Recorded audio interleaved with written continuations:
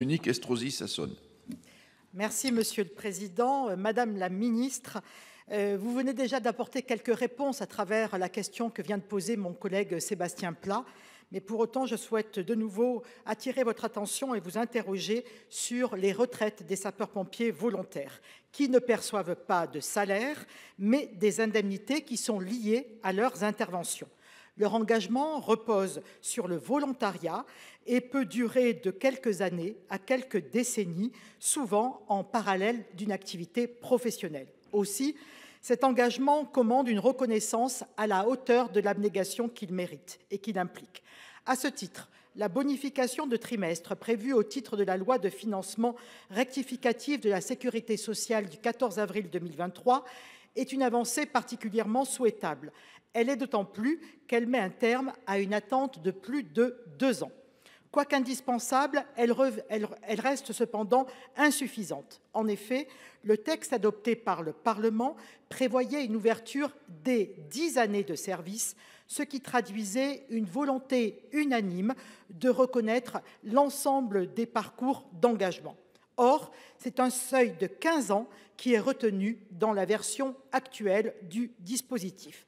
Alors, Madame la Ministre, pourriez-vous nous indiquer dans quelle mesure et à quelle échéance un réexamen pourrait être envisagé afin de prévenir toute exclusion de ces sapeurs-pompiers volontaires au parcours plus court, mais tout aussi exemplaire? Pourriez-vous en outre nous indiquer comment le gouvernement entend assurer la pérennité financière de la nouvelle prestation de fidélisation et de reconnaissance, dispositif indispensable d'encouragement dans la durée qui, quoique constituant la pierre angulaire du volontariat, repose aujourd'hui sur des équilibres financiers bien fragiles? Je vous remercie. Madame la Ministre, allez-y. Monsieur le Président, Mesdames, Messieurs les sénateurs, Madame la Présidente, je vous assure que le gouvernement et moi-même est particulièrement attachés aux sapeurs-pompiers volontaires et à reconnaître leur engagement et à le valoriser dans les faits.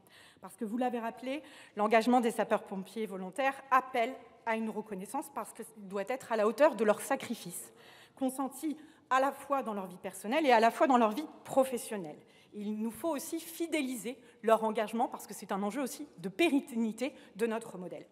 À cet égard, vous m'interrogez au sujet de la mise en œuvre de la bonification de trimestre de retraite pour les sapeurs-pompiers volontaires et la possibilité de réexaminer le texte, afin justement de travailler sur les questions de pérennisation financière. Au sujet d'abord de la bonification de la retraite, s'agissant de la nécessité d'une mise en œuvre effective de cette bonification, je vous confirme, comme l'a annoncé le Premier ministre le jour de la clôture du congrès de la Fédération nationale des sapeurs-pompiers, la volonté du gouvernement de faire aboutir cette ambition. Concernant l'abaissement du seuil des 15 ans prévu à 10 ans, le principe d'un premier seuil à partir de 15 ans d'engagement a été retenu, par cohérence avec le premier seuil qui était lui aussi fixé à 15 ans pour la NPFR. Et cela afin d'inciter ceux qui, aujourd'hui, rompent leur engagement, malheureusement, après 12 années. Concernant la potentielle réévaluation de la mesure, elle sera toujours possible à l'aune du bilan qui sera réalisé dans la mise en œuvre du dispositif. Au sujet de la NPFR, il convient de rappeler que c'est l'un des moyens de reconnaissance, comme vous l'avez rappelé, de l'engagement des sapeurs-pompiers.